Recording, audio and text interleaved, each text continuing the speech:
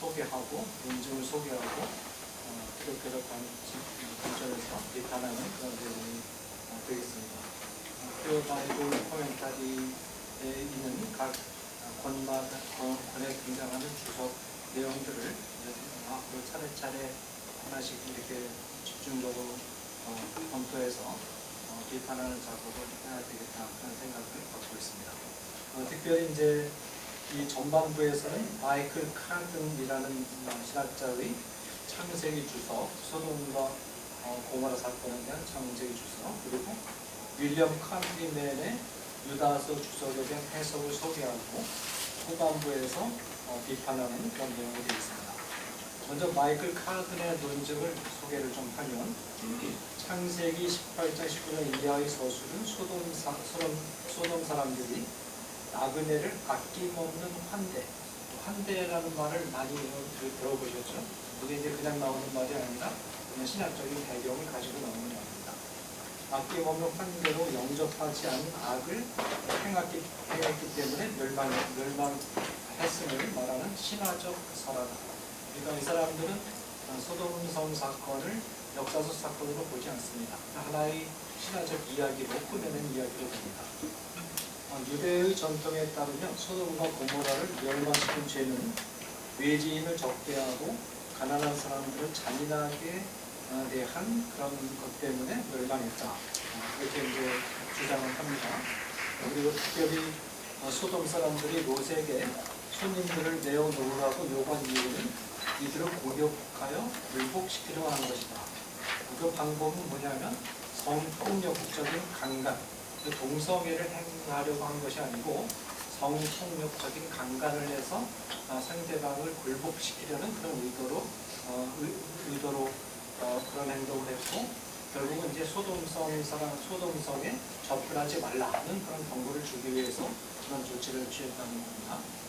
유대 전승에 따르면 롯이 소돔의 재판관에 임명이 되었다고 하는데 이것은 타당합니다. 이 롯이 소돔성 문에 앉았다가 천사들이 오는 걸 거의 영접했는데 소돔성 문에 그냥 앉아있는 게 아니고 사실 롯이 이제 소돔성에 들어가서 대체로 유대인들이 상당히 머리가 탁월하지 않습니까? 그래서 유대인들이 가는 곳마다 굉장히 높은 지위를 차지하고 그러지 않습니까? 지금도 전 세계적으로 유대인 공동체는 아무도 못 건드립니다.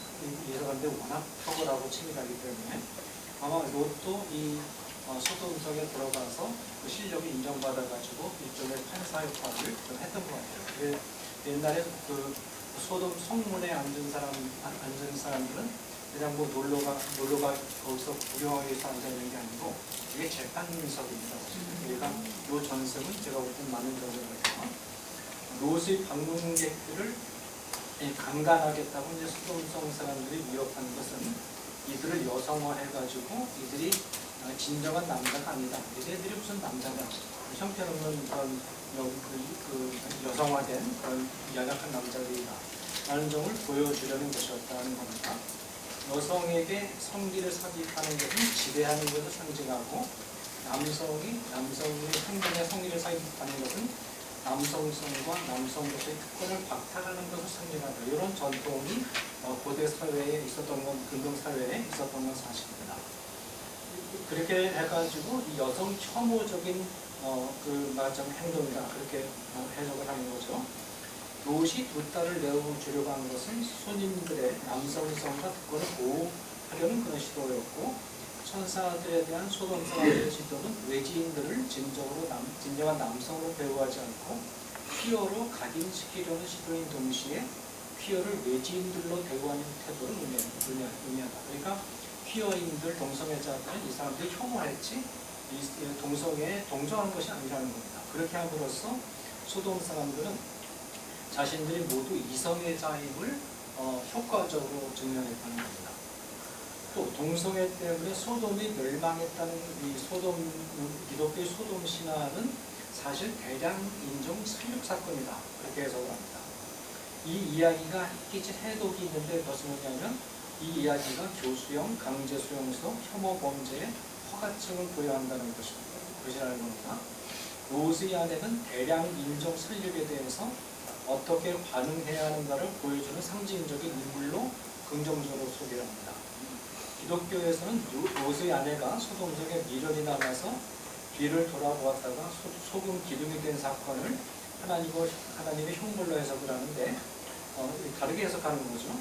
롯의 아내를 에디 또는 에리스라고 특정하고 있는 유대교는 에디스를 부정적으로 묘사하기도 하지만 긍정적으로 동정적으로 이해를 하는데 결혼한 두 딸이 잘 따라오고 있는가를 확인하려고 뒤를 돌아본 것이고, 또 중세였던 랍비는 에디스, 이게 롯의 아내죠. 에디스가 자기 딸만을 되돌아본 것이 아니라 하나님의 미움을 받아서 힘없이 죽어가는 소돔 사람들을 측은하게 여기는 마음 때문에 뒤돌아봤다 하면 이 롯의 아내가 굉장히 인권적으로 관점에서 볼 때 아주 모범적인 그런 사람으로 추앙하게 됩니다. 이런 해석들이 이런 식으로 이제 해석이 제시되고 있고, 그 다음에 윌리엄 칸트리맨이 유다서가 이제 소돔성 사건과 관련이 있지 않습니까? 윌리엄 칸트리맨이 이제 어떻게 해석을 하느냐면, 유다서의 주제는 하나님께 가까이 나아가는 유일한 방법은 천사들과의 성적인 접촉을 하는 것이라고 주장하는 순회 설교자들을 비판하는 유대 기독교 전통을 변화하는 것이었다, 이렇게 주장합니다. 유다서 7절에서 소돔과 고모라 사람들이 천사들과 성관계를 가지려고 했음을 보여준다고 주장합니다. 그들과 같은 행동으로 해서 그들은 바로 앞절인 6절이 말하는 천사들을 가리킨다는 겁니다. 소돔과 고모라 사람들은 천사들이 인간과 성관계를 가지려고 했던 것을 모락해서 천사들과 성관계를 가지려고 했다는 것입니다. 이걸 비판하는 것이라는 거죠. 다른 육체를 따라가다가는 이 동성 성질을 밝히는 자연스러운 반응으로 보기 어렵다라는 겁니다. 요약하면 첫째로 소돔과 고모라가 멸망한 것은 나그네를 환대하지 않았다는 거. 그 다음에 두 번째는 천사들과 성교를 가지려고 했다는 거. 그 다음에 여성을 혐오하는 이성애자들의 여성 혐오적인 그런 행동이 나타났다는 거. 그 다음에 이제 대량 소돔과 고모라 사건은 대량 인종 살육 사건이다. 그리고 이제 롯의 아내는 이 같은 신의 악행에 저항하는 순교자였다. 이런 쪽으로 이제 소돔과 고모라 사건을 해석을 하는 겁니다. 여기에서 이제 비판을 하겠습니다. 이 소돔과 고모라 사람들이 아낌없는 환대를 베풀지 않았다는 이 카드의 논증은 소돔의 거주자인 롯이 천사들을 극진한 예의를 갖추어서 영접했음을 보도하는 성경 본문의 언령에 의해서 가볍게 논박이 됩니다. 롯도 소돔 사람이었거든요. 그리고 이제 특별히 가장 결정적인 논증은 뭐냐면 예수님의 해석입니다. 예수님은 70명의 제자들을 전도자로 파송하실 때 제자들을 영접하지 않는 동네의 죄가 얼마나 큰 것인가를 설명하시면서 마지막 심판의 날에 소돔이 이 동네보다 견디기 쉬울 것이라고 하셨는데, 그 이유로서 예수님은 소돔성이 나그네로 성 안에 들어온 천사들을 영접했기 때문에 예수님이 직접 입을 열어서 소돔성이 나그네를 환대했다, 그렇게 말씀하셨는데 우리가 아니라고 그러는 거예요. 그럼 예수님보다 자기가 더 똑똑하다는 얘기 아니겠습니까? 그럼 말이 안 되죠. 이런 논증에 의해서 가볍게 논박이 되고, 그 다음에 하드는 외지인을 환대하지 않은 죄에 추가해서 가나안 사람들과 부를 공유하지 않고 잔인하게 대한 죄가 소돔성 멸망의 원인이라고 주장하면서 동성애는 소돔성 멸망의 원인이 아니라고 말하고 있습니다. 그러나 이 주장은 에스겔서 16장 49절 50절에 의해서 논박이 됩니다. 그런데 여러분들이 동성애, 친동성애 주의자들의 성경 해석을 잘 살펴보면 그 해석들이 중구난방이에요. 서로 다 모순이 되는데, 뭐냐면 이것이 좀 자기들 해석이 유리하겠다 싶으면 모순이 되든 말든 막 내지르고 보는 겁니다. 그런 것들로 꽉 차 있어요. 그래서 이거를 다 모아놓고 보면 이게 중구난방이에요. 중구난방인데, 자, 에스겔서 이제 16장 49절 50절에 보면 외라는 접속사가 있습니다. 외라는 접속사가 있는데, 친동성애 주의자들은 뭐냐면 외라는 접속사를 동격으로 처리해가지고, 어떤 사람은 외라는 접속사를 동격으로 처리해서 외라는 접속사 앞에 49절에는 가난한 자를 도와주지 않은 죄가 거명되어 있고, 50절에는 가증한 죄가 이라는 표현이 나오거든요. 이게 동격이라는 겁니다. 그렇게 해석하는 사람도 있고 어떤 사람들은 아예 50절을 얘기 안 해요. 49절만 얘기합니다. 그게 왜 통하느냐? 그렇게 얘기를 해도 독자들은 검사를 안 하거든요. 그냥 그러려니 하지 그걸 찾아보지 않아요. 그걸 이용하는 겁니다. 그래서 이게 이제 좌파들이 뭐냐면 어떤 주장을 할 때 다 인용하지 않고 자기에게 필요한 부분들만 딱 따가지고 그냥 내질러 버린 거예요. 왜냐하면 독자들이 자세히 검사를 안 하니까. 그러면 그게 여론이 돼가지고 그냥 퍼지는 거예요. 그런 게 굉장히 많은데, 근데 사실 이 외라는 이 접속사는 병렬 접속사이기 때문에 동격으로 처리할 수가 없습니다.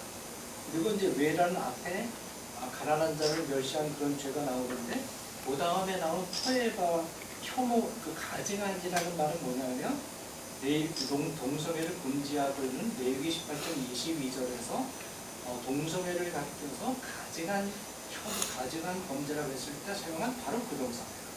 그러니까 소돔성은 가난한 자를 멸시하고 괴롭히 도와주지 않은 죄도 있지만 거기에 더해서 말하자면 동성애를 행했기 때문에 이 두 가지가 동시에 소돔성 멸망의 원인이 된다. 그렇게 해석하는 것이 표준적인 바람직한 해석입니다. 그 다음에 이제 카트리메는 유다서 6절, 7절을 근거로 해서 소돔성 남자들이 천사와 성관계를 했다고 주장을 했는데, 창세기 19장의 히브리어 원문과 유다서 헬라어 원문을 바르게 해석하면 이 주장은 붕괴됩니다. 창세기 19장 1절은 두 천사가 소돔성에 왔다고 그랬는데, 이 천사는 말로 아크라고 해서 이런 천사임이 분명합니다. 그런데 거기 보면 우리 개역 개정판에는 그성 사람 곧 소돔의 백성들이라고 되어 있어요. 제가 창세기를 원문을 비교해서 쭉 살펴봤는데, 창세기는 자유주의 신학자가 번역을 했습니다. 그래서 자기의 신학적인 흐름에 맞지 않는 것은 성경 본문에 있는 것도 빼버리는 그런 부분이 있어요. 그래서 창세기 개역판의 창세기 번역은 상당히 위험한데 여기 이제 그런 부분이 그대로 나타납니다. 여기 이제 4절 어떻게 번역하고 있느냐면 그성 사람 곧 소돔의 백성들이 모여든 것으로 번역이 되어 있어요.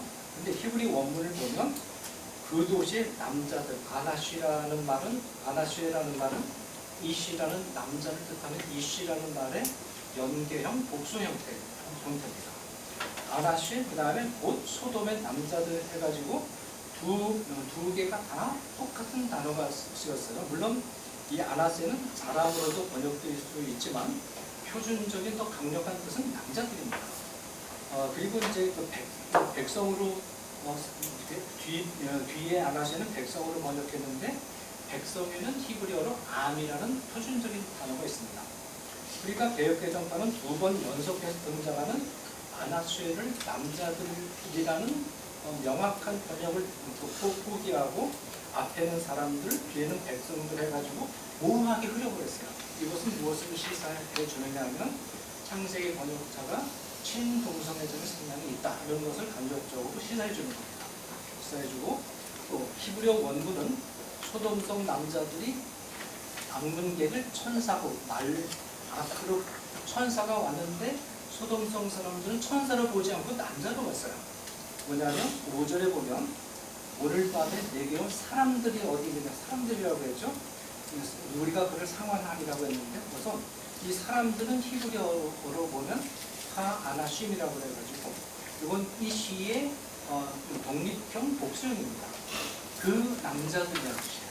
그러니까 이 히브리어 원문에는 똑같이 세 단어가 다 남자들이라고 명확하게 되어 있어요.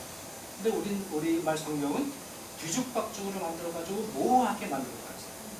이거는 번역상 충중대한 아주 교활한 실수입니다. 교활한 어떤 변형입니다. 그래서 그 남자들, 그러니까 소돔성 사람들은 남자들과 상관을 하려고 했어요.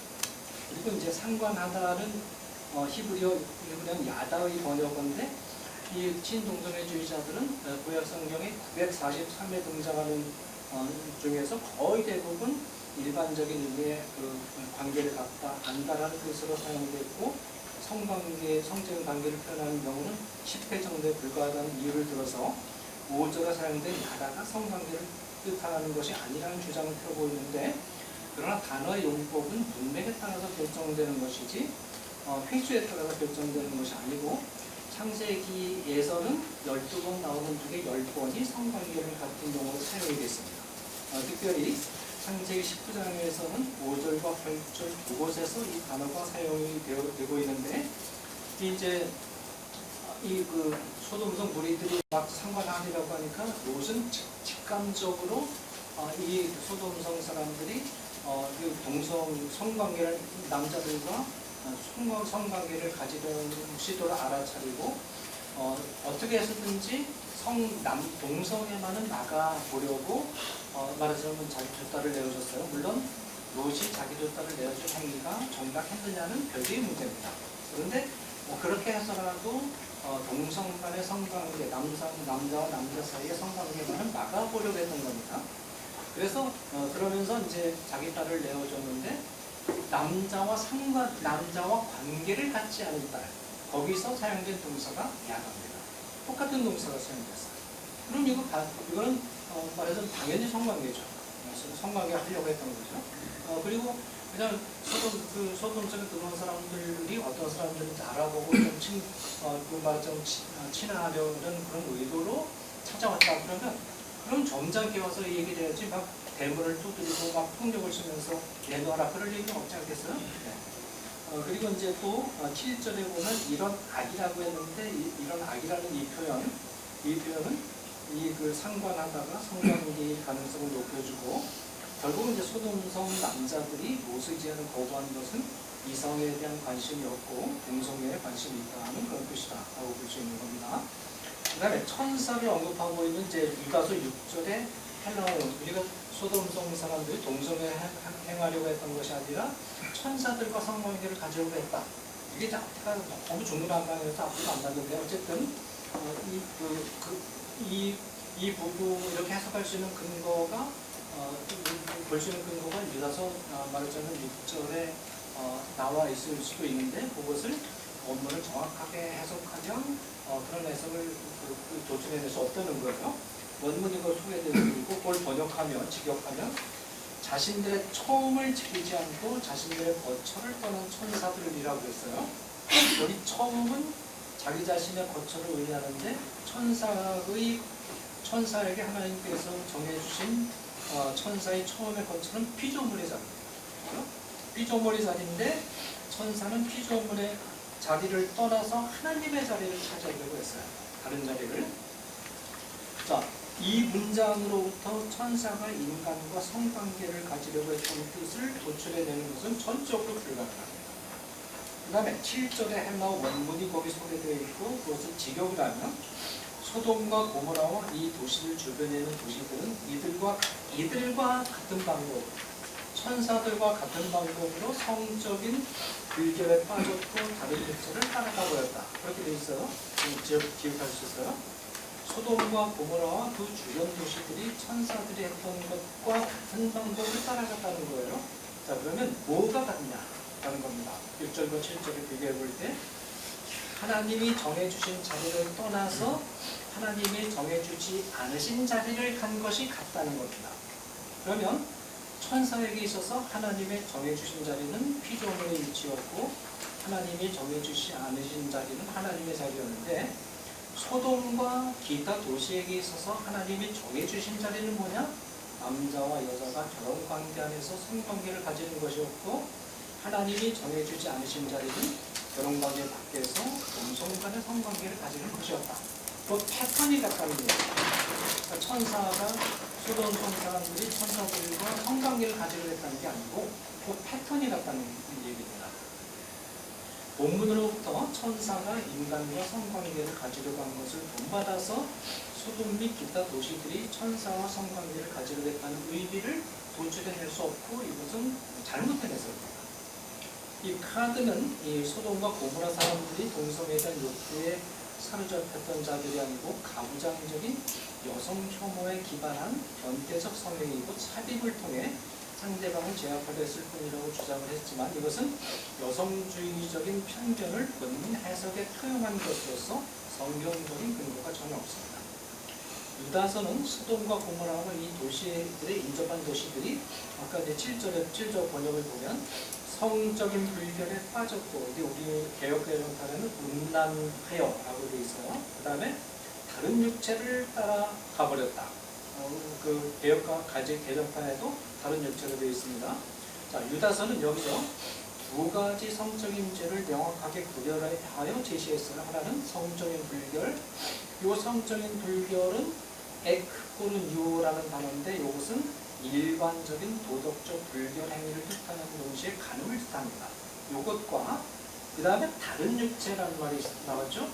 이 다른 육체는 사르테라스인데 이 사르코스는 성적인 동력 또는 원천, 성욕을 가리키고 성적인 폭력을 가리키고 헤테라스는 다른이라는 뜻입니다. 그러니까 이 그 사르코스 헤테라스는 이 다른 성욕 뭔가 그러면 이성애와는 다른 성욕인 동성애라고 거주실 수밖에 없다는 겁니다. 그러니까 에크포르뉴오가 이성 간의 관계에서 행하는 성적인 일탈이라면 다른 성적 욕구는 동성 간의 관계에서 행하는 성적인 욕구를 뜻하는 게 문절차적으로 명확합니다. 소돔과 고모라는 이성 간의 성적인 일탈 행위뿐만 아니라 동성 간의 일탈 행위도 편반했던 것이었다. 이렇게 볼 수 있어요. 자, 그 다음에 이 카드는 말하자면 그 대량 소돔과 고모라 사건을 대량 인종 학살 사건으로 규정했는데 인종 살육이라는 용어는 사람이 사람을 죽일 때 사용할 수 있는 용어예요. 그럴 때 인종 학살을 우리가 얘기할 수 있는 거죠. 근데 소돔과 고모라 사건에 소돔과 고모라 사람들을 죽일 때는 사람이 개입되지 않았어요. 하나님이 직접 유황과 불을 내려서 하나님이 직접 순례 사건입니다. 그럼 이건 뭐냐면 사람이 사람을 대량 학살한 사건이 아니고 그 대량 학살을 적용하려면 하나님의 개입이 됩니다. 당신이 사람을 대량 학살했다. 그렇게 얘기는 할 수는 있어도 보통 통상적으로 사람들이 말하는 예를 들어 히틀러가 600만 명의 유대인들을 가스실에 넣어 죽이는 이 사건이라든지 이거는 사람이 사람을 죽인 사건이에요. 그러나 소돔과 고모라는 사람이 사람을 죽인 사건이 아니고 하나님의 심판한 사건. 그러니까 대량 인종 학살 사건은 여러분 비슷한 것 같지만 조금만 주의 깊게 보면 전혀 이게 엉뚱한 해석이라는 걸 여러분이 발견할 수 있습니다.